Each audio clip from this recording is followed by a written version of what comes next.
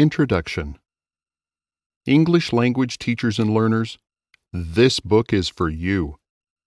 One of the oldest and most effective means of learning language has been through the use of stories, and this book has 16 short, easy-to-understand stories which you can use to test and improve your English.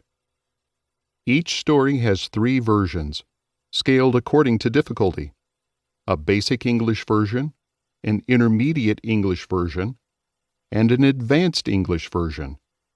The stories used in this book are fables, meaning that each story has a moral lesson at the end. The moral lessons I use for these fables are common English language sayings, such as, actions speak louder than words. The basic English version of each story uses simple grammar and vocabulary. In the basic English stories, sentences use very minimal verb conjugation, ordinary vocabulary, and shorter structures for ease of understanding. Readers can easily understand the basic ideas of the story this way. Once the basic ideas are understood, it becomes easier to follow the stories when the complexity of the grammar and vocabulary increases. The intermediate English version introduces different verb tenses and more complex vocabulary and grammatical structures, but all the essential elements of the story remain the same. English learners who are already operating at a higher level might want to begin with the intermediate English version of each story. Choose whichever version of the story seems best for your language level. Finally, the advanced English version presents the story at the level of a native English speaker.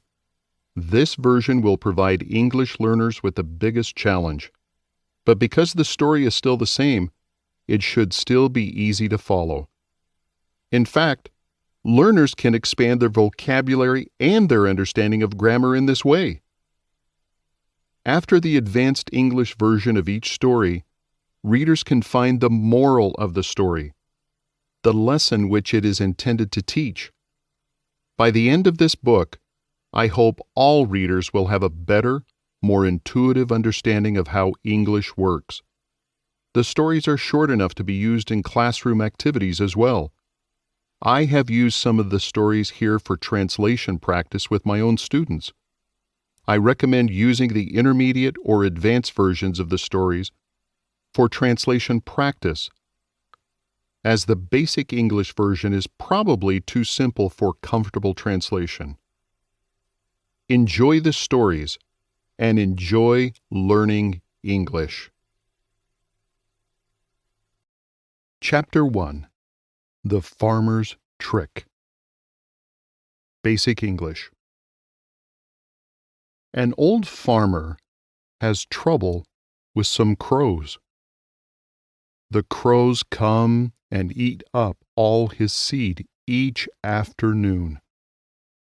The farmer puts out a scarecrow, but the clever crows soon realize it is no threat. They ignore it and continue to eat the farmer's seed. So, the farmer sets his dog out to watch over the fields. At first, the dog is successful, but after a while, the crows go away and the dog lies down and takes a nap.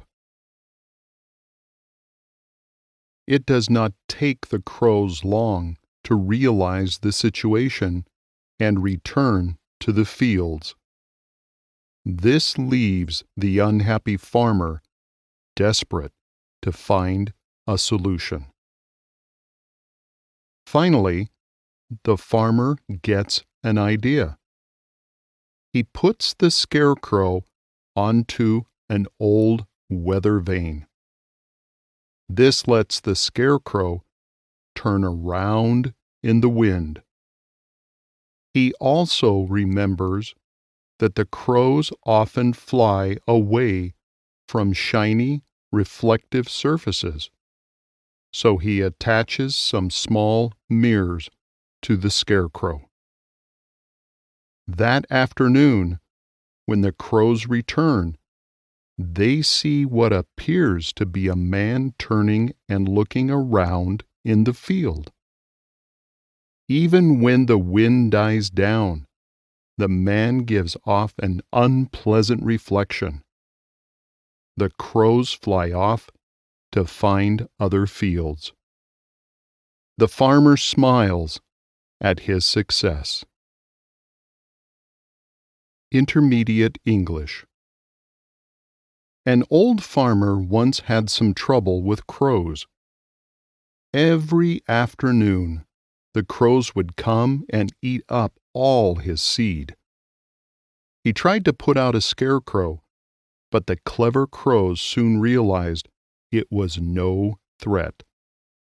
They just ignored it and continued to eat his seed. Next, the farmer tried to get his dog to watch over the fields. This worked well at first, and the dog successfully chased the crows away. However, once the crows had gone, the dog just lay down and took a nap. Not long after that, crows realized what had happened and returned to the fields. The unhappy farmer was desperate to find a solution. Finally, the farmer got an idea. He put his scarecrows onto an old weather vane so it could turn around in the wind. And because he remembered that crows didn't like shiny reflective surfaces, he attached some small mirrors to the scarecrow. That afternoon, the crows returned and saw what appeared to be a man turning and looking around in the field. When the wind died down, the man gave off an unpleasant reflection. The crows promptly flew off to find other fields to roost in. The farmer smiled at his success. Advanced English. An old farmer was having some trouble with some crows. Each afternoon, they would appear in the sky above his fields, alight on the ground, and consume all the seeds he had planted.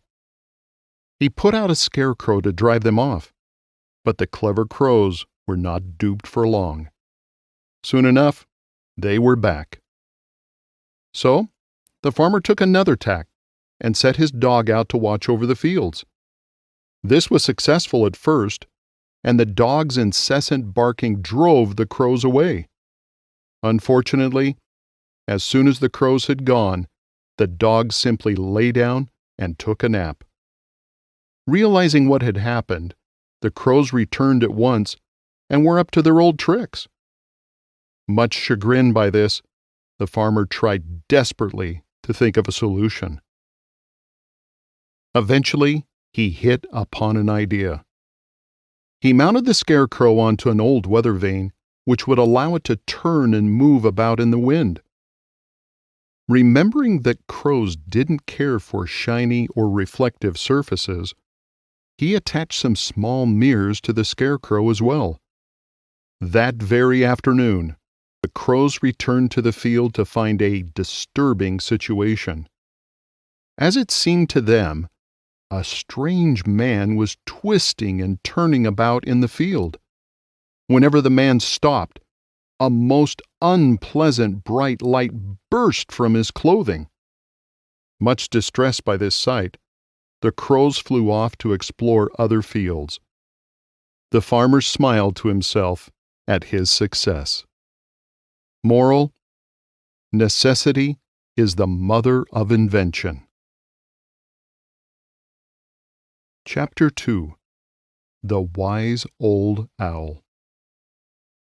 Basic English. An old owl lives for many years at the top of an oak tree. One day, a young hawk happens by and asks him where he can find good hunting grounds. The owl tells him about a place nearby where he can find what he is looking for. When this advice proves good, the hawk tells his friends about it. Next, a bluebird comes by and asks the owl about comfortable places to build a nest. The owl tells her about an old barn nearby where she can find good shelter from the wind. Sure enough, the bluebird finds that this advice is good. As word gets around, more and more birds come to the owl for advice. A pair of swallows wait in line one early evening to ask the owl some questions. The younger swallow asks the older why everyone comes to the owl for advice. The older swallow explains that if one gives good advice, there will be plenty of people who will come to take it. Intermediate English. There was an old owl who lived for many years at the top of an oak tree. One day, a young hawk happened by and asked him where he might find some good hunting grounds. The owl directed him to a nearby place where he could find exactly what he was looking for. When this advice proved good, the hawk told his friends all about it. Later, a bluebird came by and asked the owl if he knew of a comfortable place where she could build a nest. He told her about an unused barn nearby, which would provide her with fine shelter from the wind. Sure enough, the bluebird found that this advice was good. As word got around, more and more birds started coming to the owl for advice. One early evening, a pair of swallows came to the owl to ask a few questions and had to wait in line. As they waited, the younger swallow asked the older one why everyone was coming to the old owl for advice. The older swallow explained that those who give good advice will find plenty of people interested in taking it. Advanced English. There was once an old owl who roosted for many years at the top of an oak tree. A young hawk happened by one day and asked him, "Pardon me, old fellow, do you know where I can find some proper hunting grounds?" "There's a spacious meadow near here," the owl told him. "You can hunt there to your heart's content." When this advice proved good, the hawk spread the news to his friends. Later, a bluebird came by. "Excuse me, good sir, but I'm looking for a comfortable spot to build a nest." "There's a disused barn just over the ridge there," the owl informed her. "You'll find that it will protect you well from the elements." The bluebird flew to the barn and found that it was exactly as the owl had told her. As word got around, more and more birds started coming to the owl to ask his advice. A pair of swallows came to his spot one early evening and found that they had to wait in line before they could ask their questions. While they waited, the younger swallow turned to the older one. "Why is everyone coming to this guy for advice?" he asked. "No mystery about it," the old swallow explained. "If you give good advice, there's no shortage of folks who'll take it." Moral: good counselors lack no clients. Chapter 3. The Unusual Guest. Basic English. An unusual winter storm comes to the countryside. The temperature drops far below freezing, and the land turns to ice. All the animals have to find shelter and warmth wherever they can. A pair of deer come across a small cave and lie down together to share their body heat. When the sun goes down that day, it gets even colder. As the deer try to sleep, a dark figure appears at the cave entrance. When the figure approaches, they see that it is a huge lion. The deer are too scared to move, but the lion tells them that he needs shelter from the cold and asks if he can join them. Although the deer are nervous, they agree to let him join. The three gather together for warmth and lie down to sleep. After the lion falls asleep, one deer whispers to the other about what a strange situation they are in. The other answers that the weather is so bad that they must all live together peacefully for a bit. But they agree that in the morning they should leave quietly before the lion wakes up. Intermediate English. An unusual winter storm came to the country. Temperatures dropped well below freezing, and the whole area was covered in ice. All the animals had to find shelter and warmth wherever they could. A pair of deer came across a small cave and lay down together inside to share their body heat. When the sun went down that day, it got even colder. As the deer were trying to sleep, a dark figure appeared at the cave entrance. When the figure approached them, they realized to their horror that it was a huge lion.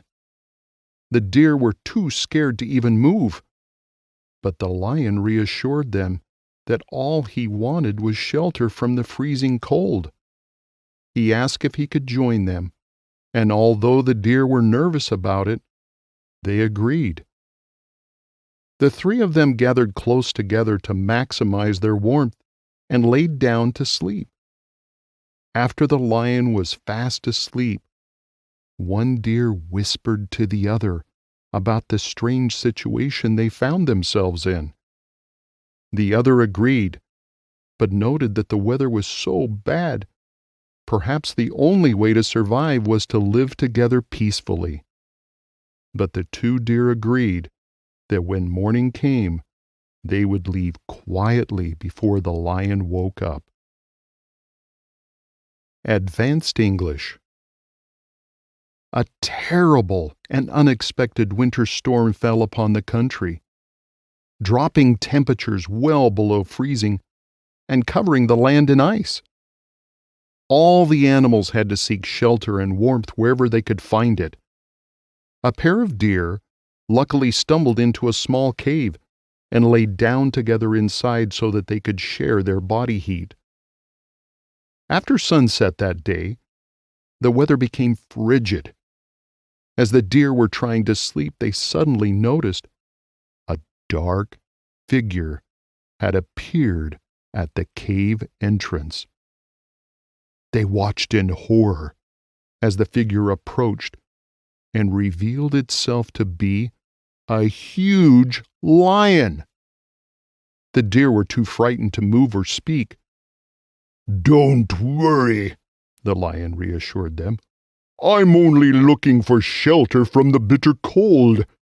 I need warm, living friends tonight, not a meal.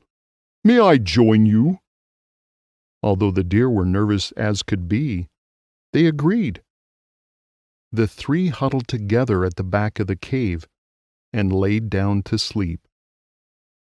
Once the lion had drowsed off, one deer whispered to the other, "I never anticipated having a lion sleeping next to me. Did you?" "Certainly not," the other replied. "But I guess in awful times like this, we have to pull together to survive." "Yes," the first deer agreed. "But I think it would be prudent for us to be out of here before this fellow wakes up tomorrow." Moral: Adversity makes strange bedfellows. Chapter 4: The Kitten's Lesson. Basic English. A mother cat gives birth to a young kitten. For a little while, she raises the kitten in a small room in the basement of her owner's home. Once the kitten is able to move around well, the mother lets him explore more and more of the house. One day, the kitten sees a human running through the house and runs to hide behind his mother. The mother cat explains that it is only the daughter of the owner. The little girl will do them no harm. Sometime after that, the little girl brings some food to the cats. At first, the kitten is unsure of what to do. His mother encourages him to try the food. He does so and finds it is very good. The next day, the little girl brings more food. This time, the kitten does not need encouragement. He starts to eat the food right away. As he eats, the little girl starts to pet him on the head. The kitten bites at her hand, but she pulls it away before he can reach her. The mother cat steps in at once and pulls her son aside. She explains that it is unwise to attack the same hand that brings them food. Intermediate English. A mother cat gave birth to a young kitten and started to raise him in a small room in the basement of her owner's home. Once the kitten was old enough to move about, his mother let him explore more and more of the house. One day, he saw a human running through the house. The unexpected sight scared him, so he ran and hid behind his mother. She then calmly explained to her son that the little girl he had just seen was the daughter of their owner, and that she would do them no harm. Sometime after that, the little girl came back and gave some food to the cats. At first, the kitten didn't know what to do, but his mother encouraged him to try the food. He did so and found it excellent. The next day, when the little girl brought more food, the kitten didn't hesitate to dive right in and start eating. As he was eating, the little girl started to pet him on the head. Startled, he bit at her hand, but she pulled it away just in time. The mother cat stepped in at once and pulled her son aside. She explained that it was unwise for him to attack the same hand that brought them food. Advanced English. A mother cat gave birth to a young kitten one day. For a time, she raised him out of the way of things in a small room in the basement of her owner's home. Once the kitten had grown old and strong enough to move about, his mother let him explore more and more of the house. One day, he was startled by a human running through the house. The unexpected sight of a creature that, to him, was gigantic and terrifying made him run and hide behind his mother.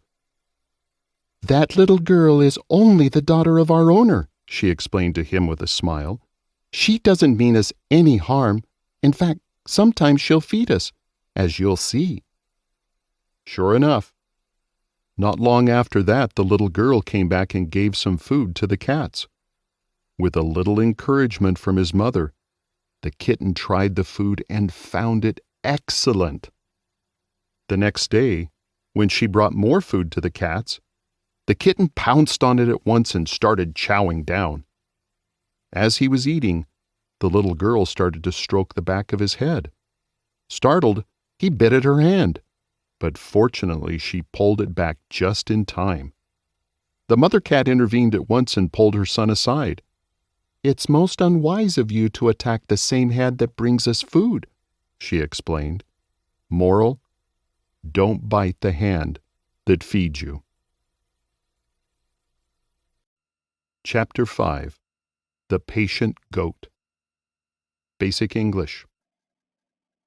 A young goat lives on a mountainside. He is often impatient and never wants to wait for anything. One day, he spots a lovely field nearby, full of tall, green grass and fresh wheat. He wants to go into the field and eat, but a wooden fence is in the way. He tries to go over it. He tries to go around it. No matter what he does, he cannot find a way into the field. He starts to bang his head into the fence. He tries to knock it down by force. The noise attracts the attention of a gopher, who rushes over to see. The gopher asks the goat why he does this, and the goat tells him he wants to get into the field.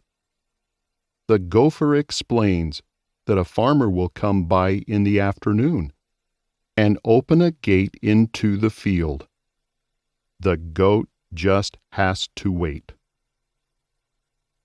Although he is not used to it, the goat waits patiently near the gate.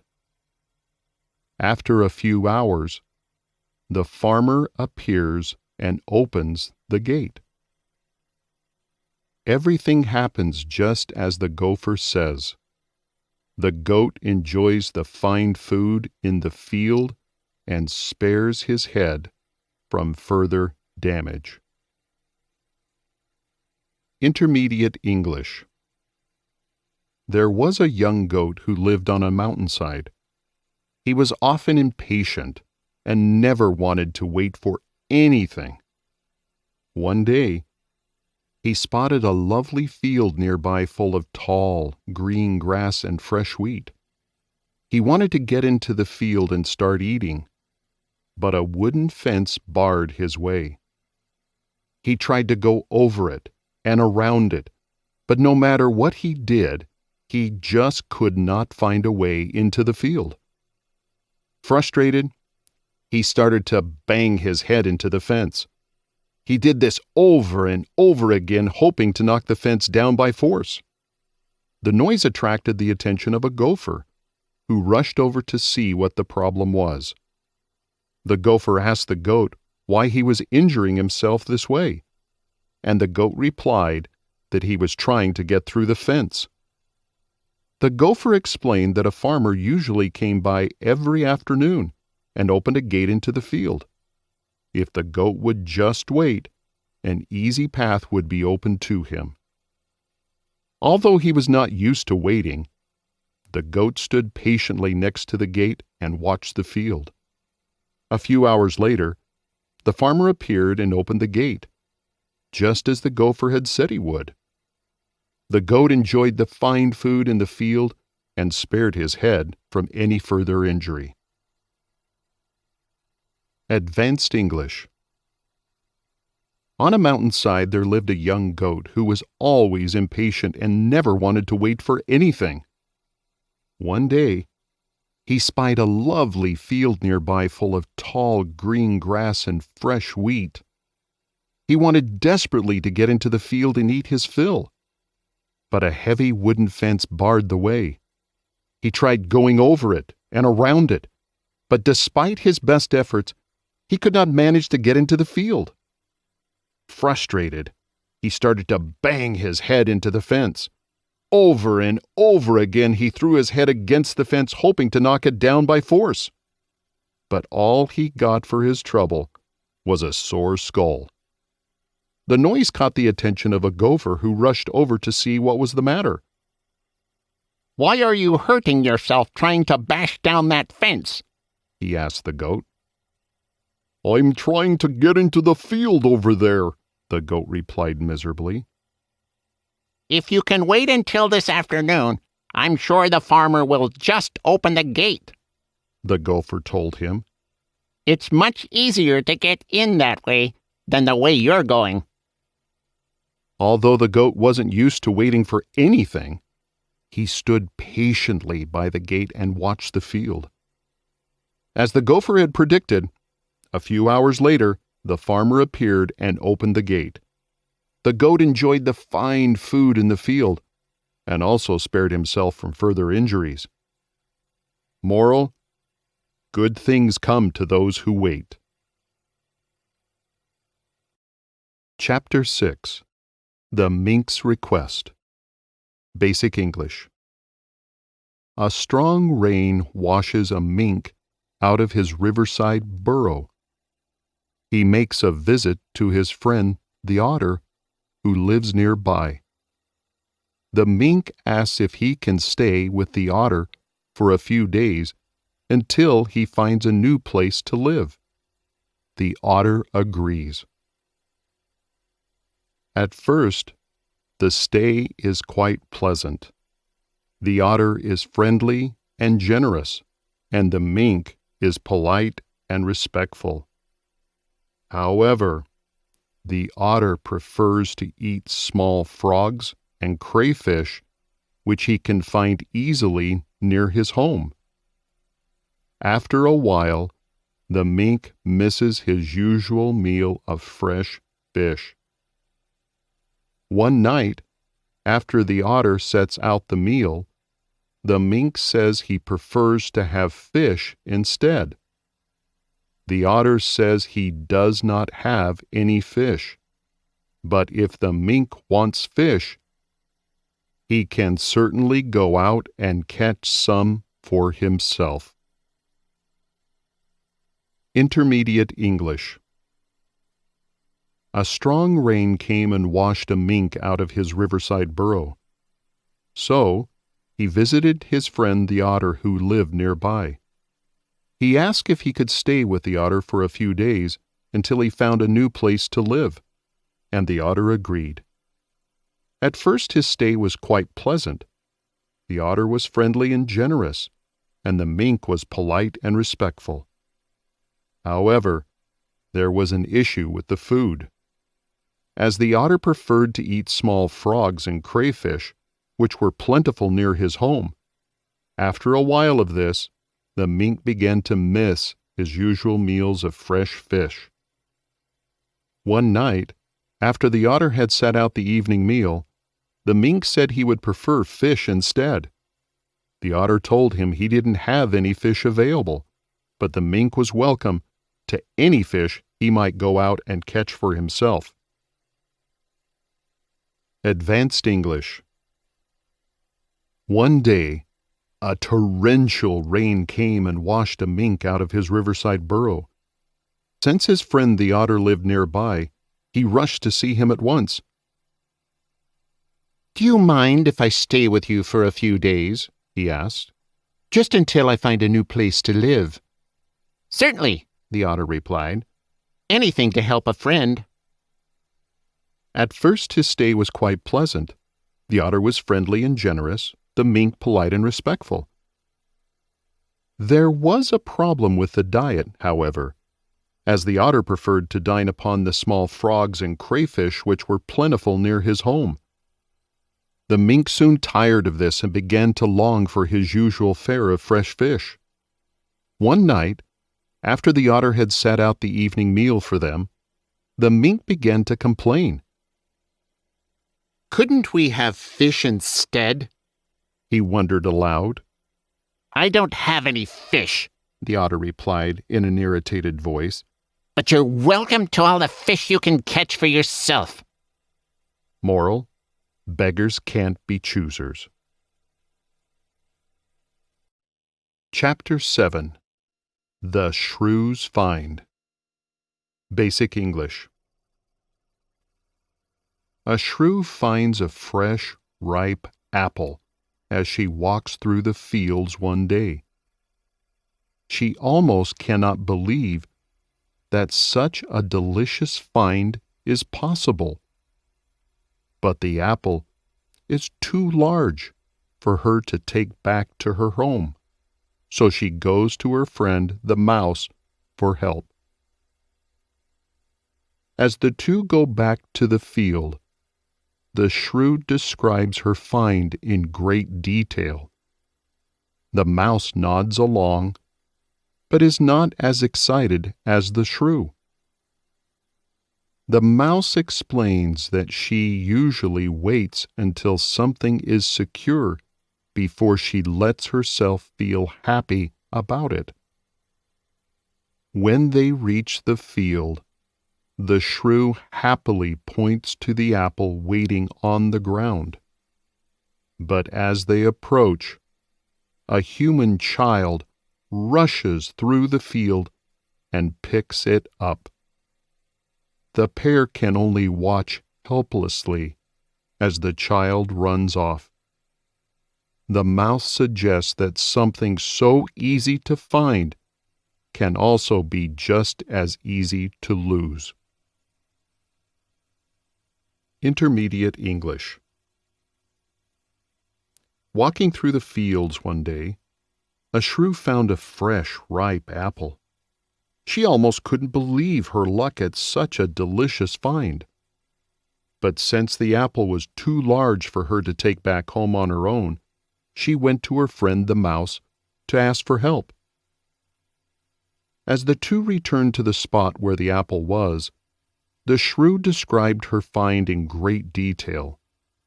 The mouse nodded along with her, but she did not feel as excited as the shrew. She explained that she preferred to wait until something was secure before she let herself feel happy about it. When they reached the field, the shrew happily pointed to where the apple was waiting on the ground. But as they approached it, a human child rushing through the field came by and picked it up. The pair could only watch helplessly as the child ran back the way she came. The mouse suggested that something so easily found could also be just as easily lost. Advanced English. While walking through the fields one day, a shrew came upon a fresh, ripe apple lying untouched on the ground. What luck! She cried. I should get my friend Mrs. Mouse to help me bring this delicious find back home. As the pair returned to the spot where she had found the apple, the shrew burbled happily. You won't believe how red and plump this apple is. It doesn't have a single blemish on it. Maybe so, Mrs. Mouse replied. But all the same, I'd rather wait until it was safe at home before getting so elated about it. When they reached the field, the shrew pointed happily to where the apple was lying on the ground. But as they approached it, a human child running through the field swooped by and snatched it up. They could only watch helplessly as the child disappeared back the way she came, with the apple firmly in hand. That's the way of things, Mrs. Mouse opined. Something so easily found can be just as easily lost. Moral: easy come, easy go. Chapter 8. The Annoying Trip. Basic English. A young rabbit goes with his parents to see his grandparents every month. He does not like the trip very much. The warren where his grandparents live is very crowded and has a terrible smell. Also, the trip to get to their place is very long and difficult. He always complains about the trip. Then a terrible illness falls upon the rabbits. The young rabbit and his parents are unable to leave their home. After many months of this, the young rabbit starts to wish to visit other places. He even starts to miss the trip to his grandparents. Then one morning, the parents say that the illness is over. The young rabbit asks them if they can visit his grandparents again. The parents are surprised to find him so eager to take the trip. But the young rabbit says that after such a long time away, he wants to see his relatives again. Intermediate English. A young rabbit went with his parents to visit his grandparents every month. He didn't like this trip very much at all. The warren where they lived was very crowded and smelled awful. Also, the journey to get to their place was very long and difficult. He was always complaining whenever they made the trip. Then a terrible illness fell upon the rabbits. The young rabbit and his parents were unable to leave their home for quite some time.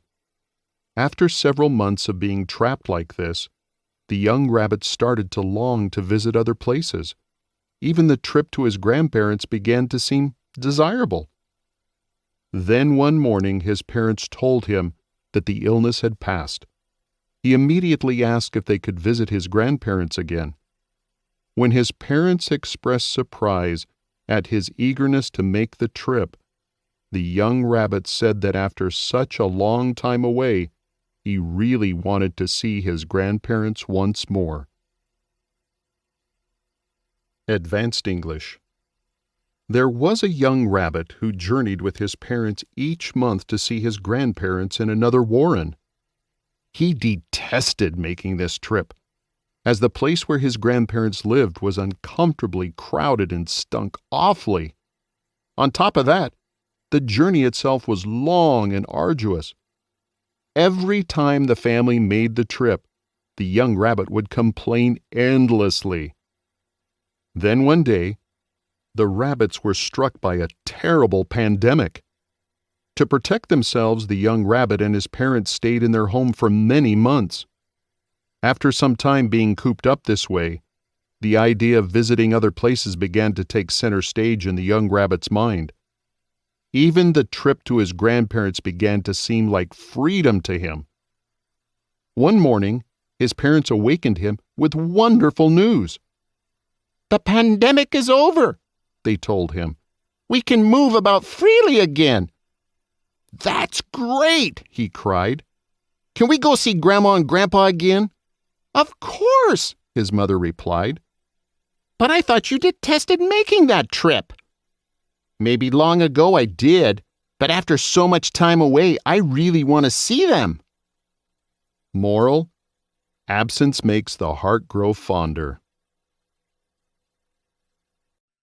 Chapter 9. The Rumors on the River. Basic English.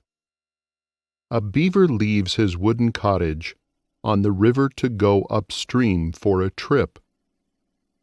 He meets his friend the fox and stops over at his place for the night. They talk about old times and the news along the river. The next day, as the beaver walks along the shore near the fox's home, a robin flies by and tells him something may be wrong back at his home.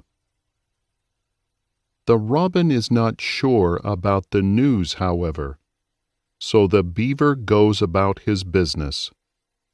A little later, a mouse happens by and repeats the same rumor about the beaver's home. The beaver looks down the river toward the place where his home is. and notices smoke rise in the distance. This alarms him much more than the rumors, and he tells his friend the fox he must hurry back. Rumors may be one thing, but smoke rarely rises so high without some fire behind it. Intermediate English. A beaver decided to take a trip upstream one day and left his wooden cottage on the river to visit his old friend the fox. The two chatted about old times and the news along the river. As the night went on, the beaver asked if he could stay over for the night. The fox agreed. The next day, as the beaver was out walking near the fox's home, a robin flew by and warned him that she had heard something was wrong back at the beaver's home. When asked for further information, she admitted this was only a rumor. The beaver went about his business, but not long after that, a mouse happened by and repeated the same rumor. Curious, the beaver gazed down the river toward the location where his home was. As he did so, he noticed there was smoke rising in the distance. This sight alarmed him far more than any of the rumors had. He told his friend the fox he must hurry back at once. Rumors might be one thing, but smoke like that rarely rose so high without fire at the other end of it. Advanced English. One day, a beaver living by a river decided to pay a visit to his old friend the fox. He left his wooden cottage and ventured upstream. When he reached the fox's house, the two immediately started chatting about old times and the latest news along the river. As time wore on, the beaver asked if he could stay over for the night, and the fox obliged him. The next day, as the beaver was strolling along the river near the fox's home, a robin flew by. "Oh, Mr. Beaver," she said worriedly. "I heard something terrible was happening at your home." "What is that?" he asked. "I'm not sure, she replied apologetically. but I heard it from Mr. Hawk, who has keen eyesight." The beaver went about his business for a time, but soon after this, a mouse happened by and repeated the same rumor. "There's something wrong at your house. I'm sure of it." Out of curiosity, the beaver gazed down the river in the direction of his home. What should he see but a wisp of smoke rising in the distance? "So sorry, friend," he told the fox. "I've got to rush off. You don't often see smoke rising that high without some fire behind it." Moral: where there's smoke, there's fire. Chapter 10. The Pot of Water. Basic English. A young girl asked to help her mother in the kitchen. Because the girl is still fairly young, the mother has her do simple tasks to help out. At first, she watches her daughter carefully to make sure she does everything correctly. After a while, she believes her daughter is now capable of some solo tasks. She asks the girl to put some water on to boil some potatoes in. The girl obediently puts a large pot of water on the stove and watches it. She watches and watches, but the water never seems to boil. She mentions this to her mother. The mother smiles and tells her to leave the pot for a bit and cut up some potatoes to put inside. The girl cuts up the potatoes. When she goes to put them in the pot, she notices a change. The water in the pot now boils away.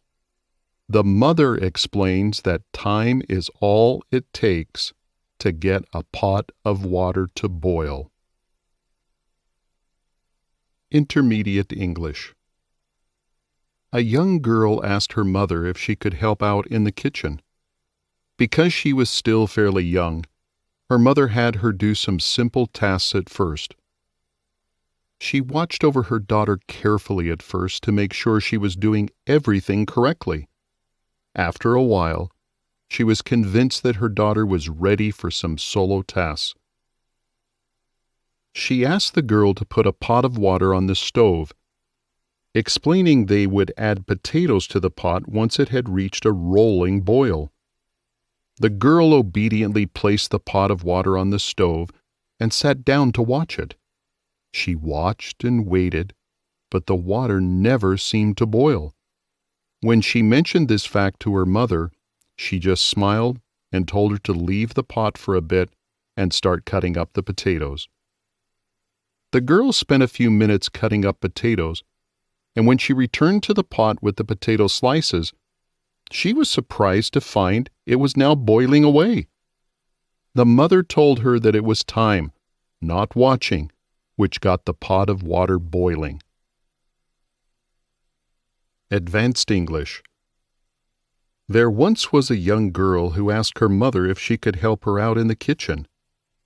As she was still quite young, the mother started her off with some simple tasks. First, she chopped up some vegetables as her mother watched carefully. Then she prepared piles of spices to be added to the meat. Finally, the mother was satisfied that her daughter was ready to do some work on her own. "We need to boil some potatoes for dinner, so take that big pot over there and put it on the stove on a high heat." The girl obediently did as she was instructed, and sat down to monitor the pot. She watched and waited, but nothing seemed to be happening. "This water is taking forever to boil," she called out to her mother. The mother smiled to herself when she heard this. "Why don't you cut up a few potatoes and then check on it again?" For the next few minutes, the girl diced potatoes as her mother had taught her to do. She returned to the pot with several cubes of potato in hand and found to her surprise that it was boiling away happily. The mother appeared behind her and started to add the potato cubes to the pot. "All it needed was more time and less watching," she explained. Moral: a watched pot never boils. Chapter 11. The Quick-Acting Fox. Basic English. A young fox asks his father if he knows any tricks to escape from a hunting dog. Since the father is not busy, he gets up and takes his son out to the forest. He shows him several tricks: how to run up a tree and jump from branch to branch, how to use the river to disguise one's scent. The next day, the young fox asks his father how to spot a hunter's trap. Again, the father has some free time. This time, he takes his son to a forest clearing and shows him the sign of leaves that human hands pile up to cover a trap. He also teaches his son where to look for a rope or a hint of metal. A little later, the young fox asks his father for his advice on where to find food. When the father starts to head back out into the forest, the son stops him for a moment. He asks the father why he always begins these lessons right away. The father explains that there is no need to wait for a later time to give good advice. Intermediate English. A young fox once asked his father if he knew any tricks for escaping from hunting dogs. Since the father wasn't busy, he got up at once and took his son out into the forest. There he showed him several tricks, such as how to run up a tree and leap from branch to branch, and how to dash into the river to disguise one's scent. The next day, the young fox asked his father how he could spot a hunter's trap. Again the father had some free time, so he took his son with him to a forest clearing. There he showed him the telltale sign of disturbed leaves that showed a human being had tried to cover up a hidden trap. He also taught his son where to look for a rope or a hint of metal. A little later on, the young fox asked his father for some advice on where to find food.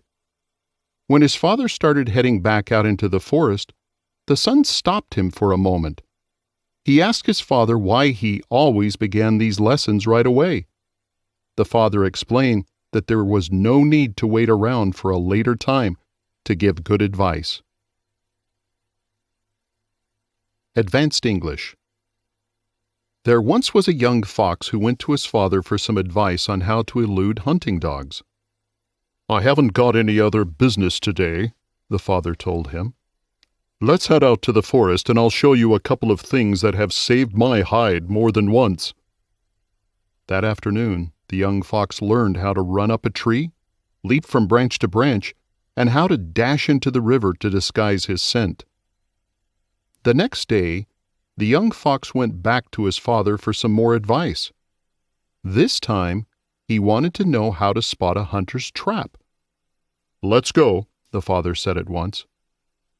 They made their way to a forest clearing where the father showed his son the telltale sign of disturbed leaves, which a human being had used to disguise a trap.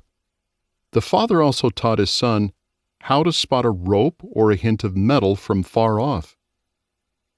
A little later on, the young fox returned for some suggestions about where to scrounge for food. When the father immediately started to head back to the forest, the son stopped him for a moment. "Why do you always start these lessons right away?" he inquired. "The way I see it," the father replied, "there's never a better time than right now for good advice." Moral: there's no time like the present. Chapter 12. The Talkative Pigeon. Basic English. In a small town there is a pigeon that loves to tell everybody the latest news. The pigeon flies all about and learns whatever is going on. However, the pigeon is also a big gossip. Whenever she tells people the news, she also goes on and on about all the habits and scandals of the other animals in the area. One day, the pigeon learns about a new road the humans want to build through the town. She goes here and there and tells everyone all about it. But as she goes, she gossips more and more at each stop. She visits the pig and tells him about the big fight between Mr. and Mrs. Mouse. She visits the horse and speaks at length about the beaver family and the trouble with their new home. By the time she reaches the old raven, the pigeon has an hour's worth of gossip to tell. But when she starts to speak, the raven motions for her to stop a moment. He tells her he prefers to hear whatever her main story is with fewer words. Intermediate English. In a small town there was a pigeon who loved to tell everybody the latest news. She flew about and learned everything she could about what was going on. While her news gathering was appreciated, the pigeon was also a terrible gossip. Whenever she relayed the news to anyone, she couldn't resist going on and on about all the habits and scandals of the other animals in the area. One day, she learned about a new road the humans were going to build in the town. She flew here and there, telling everyone all about it. As she went, her gossiping became worse and worse. She spent 20 minutes with Mr. Pig telling him about the big fight between Mr. and Mrs. Mouse. She spent 40 minutes more with Mr. Horse, going on at length about the Beaver family and their struggles with finding a new home. By the time she reached the old raven, the pigeon was providing an hour's worth of gossip before she even mentioned the new road. But just as she started to speak, the raven motioned for her to wait a moment. He told her he would prefer to hear whatever her main point was, and with fewer words. Advanced English. In a small town, there was a nosy little pigeon who loved to tell everybody the latest news. She would fly about and learn everything she could about what was going on. While everyone appreciated her news-gathering skills, they were less appreciative of the fact that she was an incorrigible gossip. She could never relay her news to anyone without going on at length about all the habits and scandals of the other animals in the area. One day, she caught wind of a new road the humans were planning to build in the town. She immediately started flying here, there, and everywhere, telling everyone all about it. As she went, her fund of gossip grew and grew. At Mr. Pig's place, she spent 20 minutes describing a fight between Mr. and Mrs. Mouse. At Mr. Horse's place, her stories went on for 40 minutes and included the Beaver family's struggles with finding a new home. Finally, she reached the old raven. He had heard that her gossiping at this point could last as much as an hour or more. Just as she started to speak, he held up one wing to stop her. "Madam, if you please, could I have the same information as the others, but in fewer words?" Moral: sometimes less is more. Chapter 13. The Squirrel's Windfall. Basic English. Two squirrels are friends, but they have very different approaches to life. One is very timid and prefers not to take risks. The other is much braver and often takes a chance. The brave squirrel always tries to get his friend to open up, but the timid squirrel usually remains timid. One day, a strong wind knocks down a big oak tree. The squirrels know that the tree is full of delicious acorns, but they also know that there are foxes and bobcats who live in the area. There is danger if they try to get the acorns. The timid squirrel wants to wait and see what happens, but the brave squirrel convinces him to investigate the tree at once. The squirrels find plenty of acorns, as they expect. They gather up as much as they can take and come back for more. After their third trip, the brave squirrel sees a fox come by to investigate. But luckily, the squirrels are already on their way home, so the fox does not notice them. The brave squirrel says that their bravery is the cause of their good luck. Intermediate English. There were two squirrels who were good friends, but who had two very different approaches to life. One was rather timid and preferred not to take risks. The other was much braver and often took chances. The brave squirrel always tried to get his friend to be more risk-taking like himself, but for the most part the timid squirrel remained timid. Then one day a strong wind came and knocked down a giant oak tree. The squirrels knew that the tree would be full of delicious acorns, but they also knew that the area was full of dangerous bobcats and crafty foxes who were a deadly threat. The timid squirrel advised a wait-and-see approach, but the brave squirrel convinced him they should investigate the tree together at once. At the tree, they found plenty of acorns as they had suspected. They quickly gathered up as much as they could take and came back for more. After their third trip, the brave squirrel spotted a fox coming by to investigate. Luckily, the squirrels were already on their way home, and the fox was so focused on the fallen tree that he never noticed them. As the squirrels returned home, the brave squirrels said that their bravery was the cause of their good luck. Advanced English.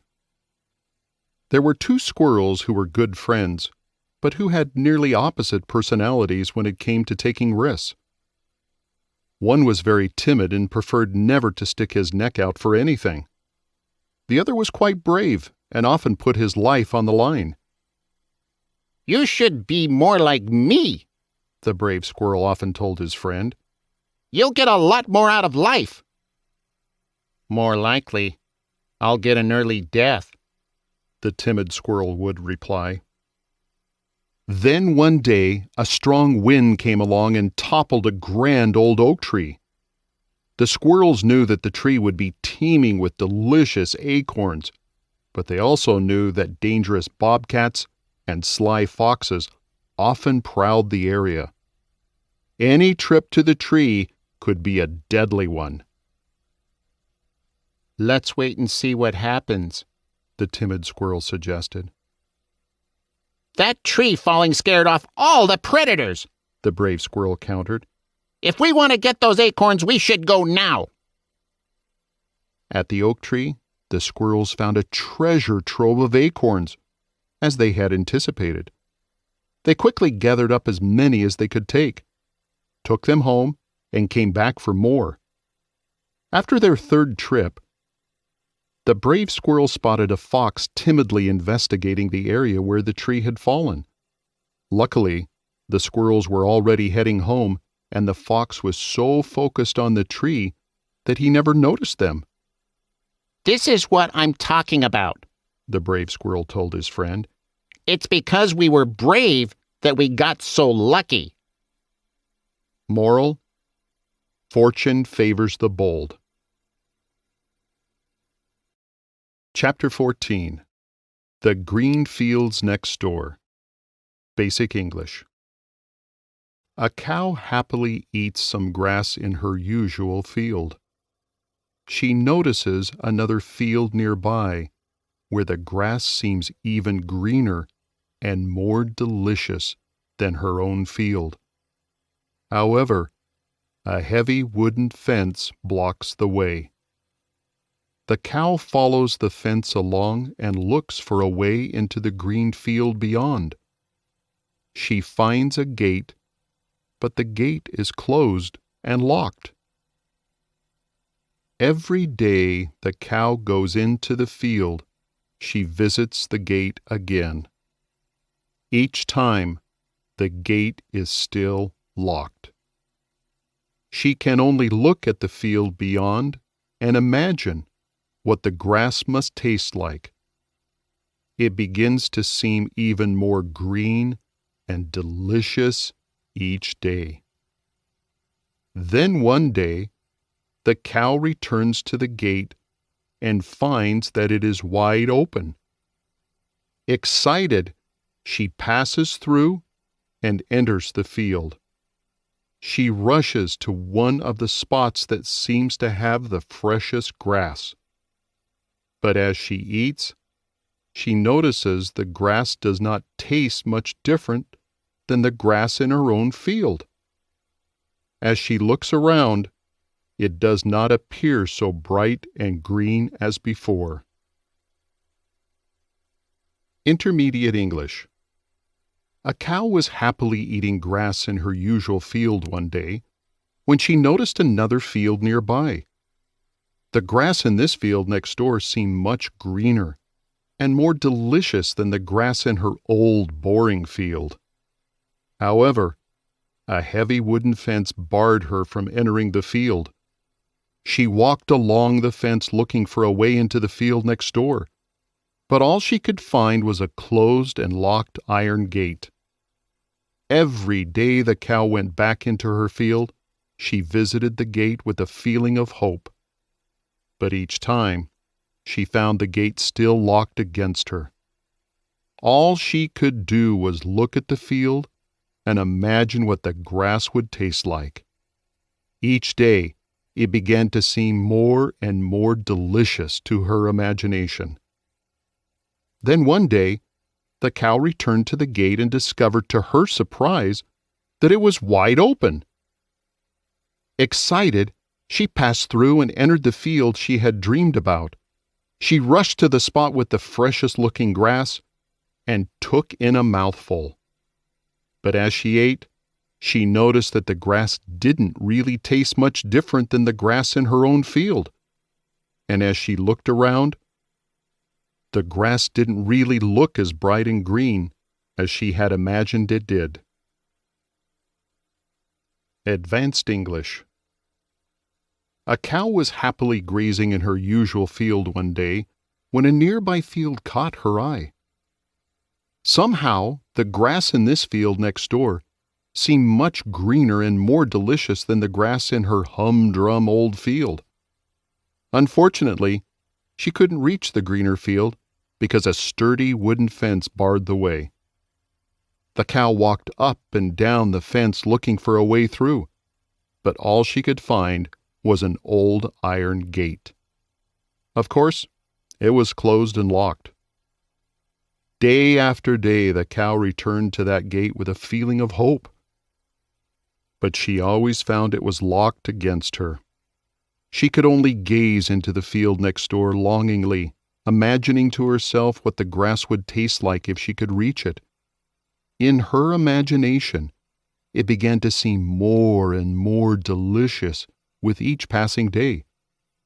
Then one day, the cow made her usual trip to the gate and discovered to her delight that it had been left open. Excited, she hurried through and entered the field of her dreams. She rushed to the spot with the freshest-looking grass and began grazing. "This is odd," she thought to herself. "It doesn't really taste much different than the grass in my old field." She looked around. "In fact, it doesn't even look as green as it did from the other side of the fence." Moral: the grass is always greener on the other side of the fence. Chapter 15. The Animal Pictures. Basic English. A young boy goes with his parents to the zoo. He sees several animals for the first time and learns a little bit about them. Later, the boy meets his friend and tries to talk about some of the animals from the zoo. Unfortunately, he cannot remember all of their names. First, he tries to describe the animals. He talks about a creature with a long nose, a striped horse, and a living teddy bear. The friend is confused by these descriptions, so the boy talks about how the creature with the long nose likes to eat fruit. The striped horse eats grass, and the teddy bear eats trees. Again, the friend is simply too confused to guess what the animals are. So, the boy decides to take a different approach. He takes a pencil and begins to draw the three animals instead. His drawings are much clearer, and the friend guesses the identities of the three animals at once. Their names are elephant, zebra, and panda. Intermediate English. A young boy went to the zoo with his parents. He saw several animals for the first time there and learned a little bit about each of them. Later, when he met his friend, the boy tried to talk about some of the animals he met. Unfortunately, he was unable to remember all of the animals' names. First, he tried to describe the animals he saw, thinking his friend could guess their names. He talked about a huge creature with a long nose, a curious striped horse, and an adorable living teddy bear. The friend was confused by these descriptions, so the boy tried to describe what he saw the animals doing. The huge creature was eating fruit, the striped horse was eating grass, and the teddy bear was eating trees. Again, these descriptions were no help at all to the friend. So the boy tried a different approach. He took a pencil and began drawing the three animals he had seen. These drawings were so much clearer than his descriptions that his friend guessed the identities of the three animals at once. They were an elephant, a zebra, and a panda. Advanced English. A young boy visited a zoo with his parents, where he met several animals for the first time. He watched them carefully and learned a little bit about each of them. Later, when the boy met up with his friend, he tried to talk about some of the animals he had seen. Unfortunately, when he tried to remember the names of the animals, he found himself at a loss. First, he tried to describe the animals he had seen to see if that would elicit the names. He said to his friend, "There was an enormous creature with a long nose, a funny striped horse, and a cuddly teddy bear." "I'm afraid I don't know what you're getting at," his friend rejoined. "Well, the long-nosed fellow used his nose to gobble apples. The striped horse ate up all the grass, and the teddy bear wouldn't touch anything but bamboo shoots." The friend just shook his head, as this information was no help at all. "Here, let me draw you a picture instead." With that, the boy took a pencil and dashed off 3 quick drawings of the animals he had watched so intently. As soon as he saw the drawings, the friend pointed to each one and said in turn, "Elephant, zebra, panda." Moral: a picture is worth 1,000 words. Chapter 16. The Trip to Rome. Basic English. A country mouse takes a trip to Rome to visit his cousin.